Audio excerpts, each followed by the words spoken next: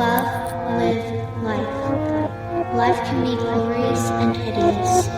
Stick your feet to the ground. Don't think you are counted out. Don't let the wind pull you and tear you apart. Let yourself live freely and love, and you'll be happy.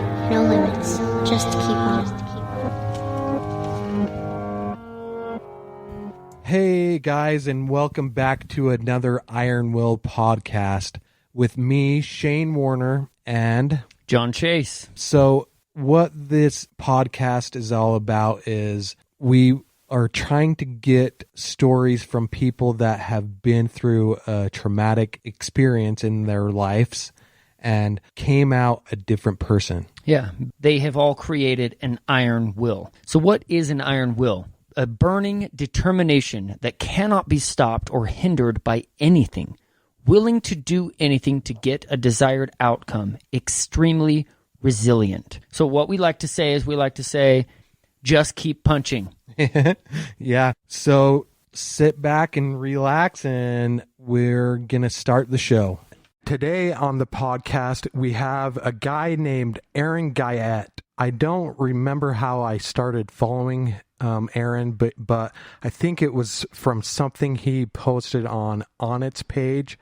So we had to start a little bit later today than we had originally planned on because Aaron got slotted with running live fire for the Marine Corps. And so that's really awesome because he's still at Camp Pendleton and doing his thing for the Marine Corps. Putting in the time, putting in the work. Yep.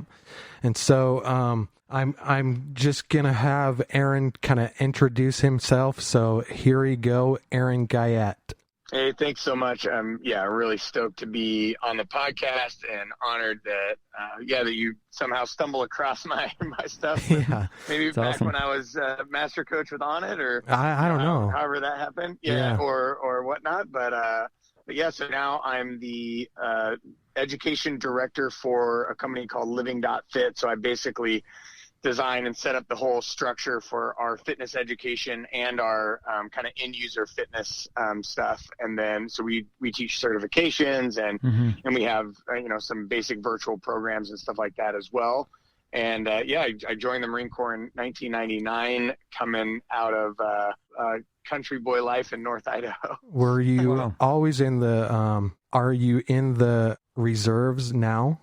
Yeah, so I'm in the reserves. I got out of the Marine Corps, so I deployed to Iraq, got back from Iraq, was married to a gal at the time, stayed in Southern California, got out because she was like, no, but hell no, are you going to do that again? And I was all about it, but she was definitely not about it.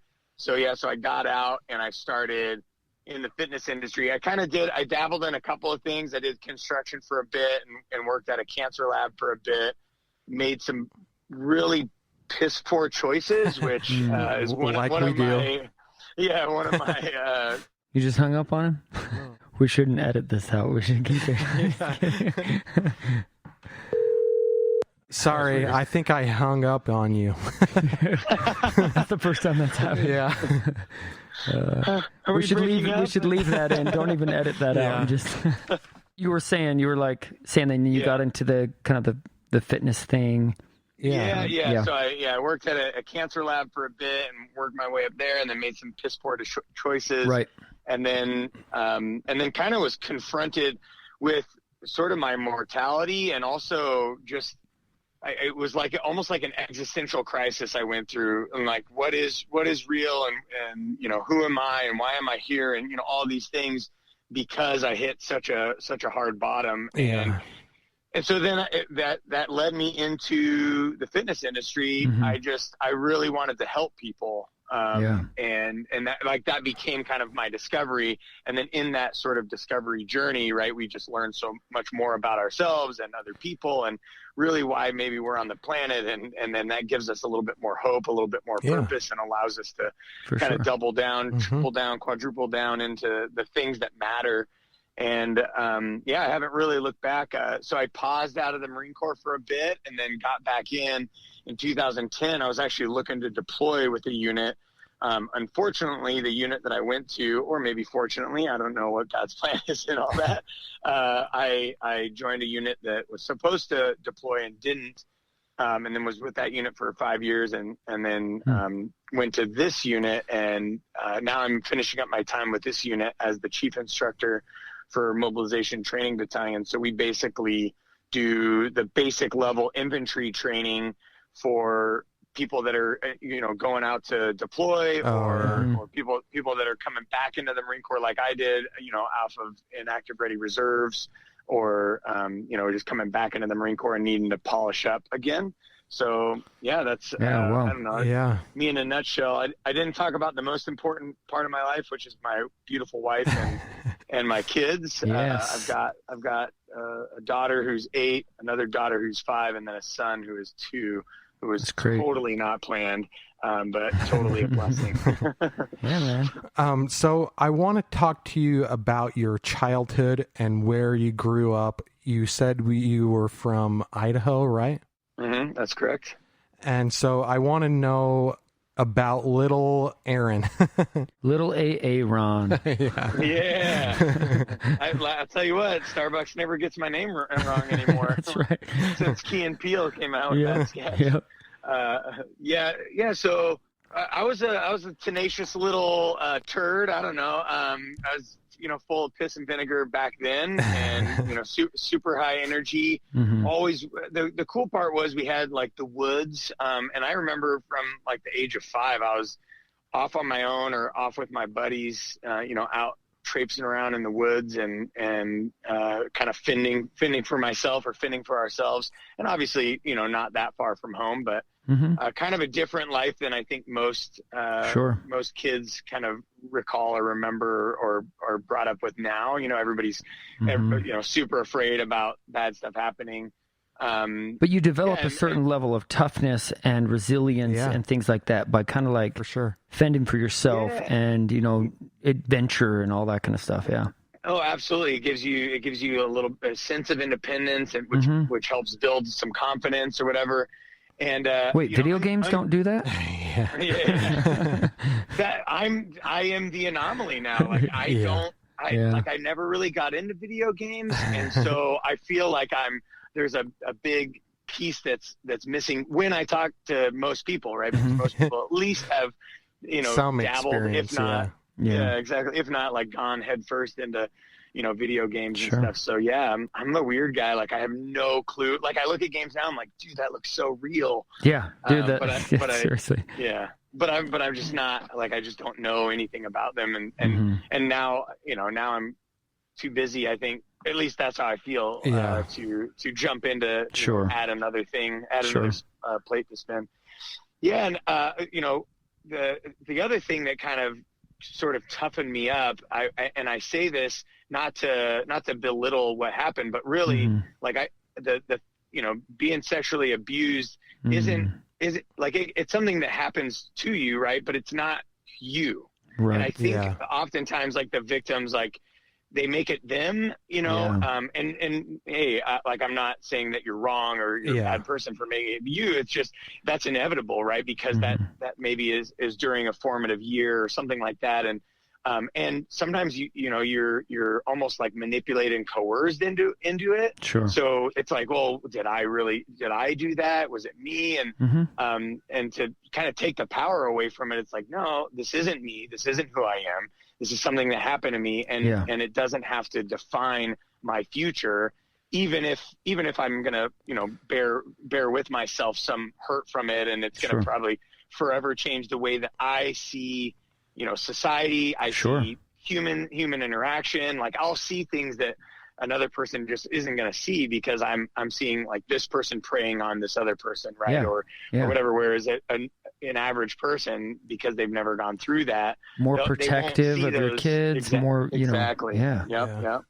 Yeah, and I'm definitely not a helicopter dad. Like I want my kids to go out and like get hurt and like figure stuff out. But but at the same time, if somebody seems a little off or seems a little weird or whatever, I am the first guy that's like either A, confronting them, or B, just pulling my kids out of the situation. Yep.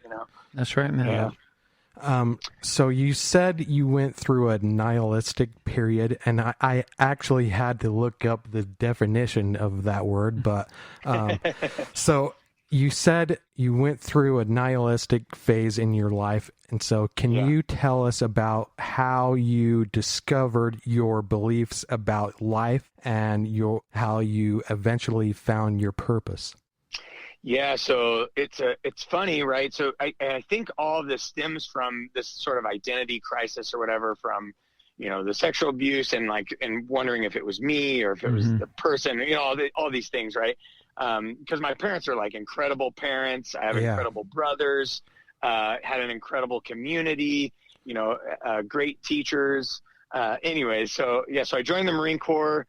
You're trained to kill, you're trained to, and I'm basic infantry. Actually, I was on Dakota's podcast back in the day. So I saw you interviewed Dakota Meyer. Yeah. And, a hero and a friend of mine as well. Right. And most Marines would just look up to that guy. And he's like the most salt of the earth. Like, hey bro, like, he's so down to earth. Definitely. Yeah. Love him. But yeah, so just similar pathway, maybe not as high speed, low drag as that guy, right?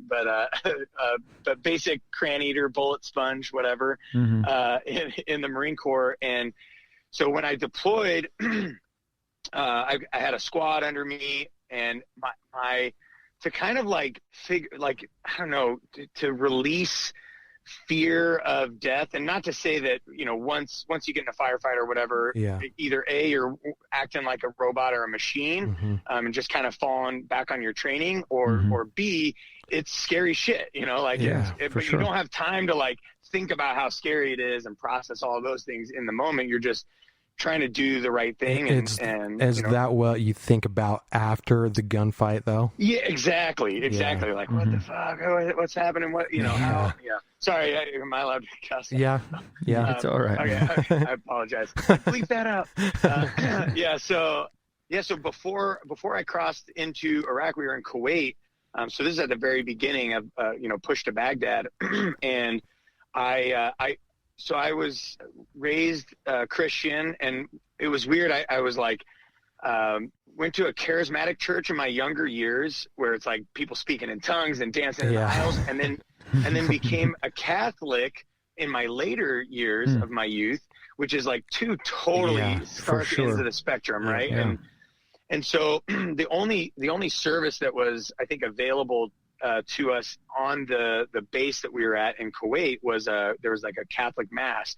So I was like, okay, I knew that whole system or whatever from my high school years and going to Catholic church. So I went to Catholic mass, but it was to basically confront God. And for me, it was like, okay, God, if you are real, and if heaven and hell exist, then this is a perfect opportunity. You can kill me in combat, and then I'll have answers to my questions. Yeah. Because for me, I'm just this, and still to this day, constantly pursuing, the ultimate type questions and the deep questions. And really, I just want to know. And unfortunately, we don't get to know everything, right?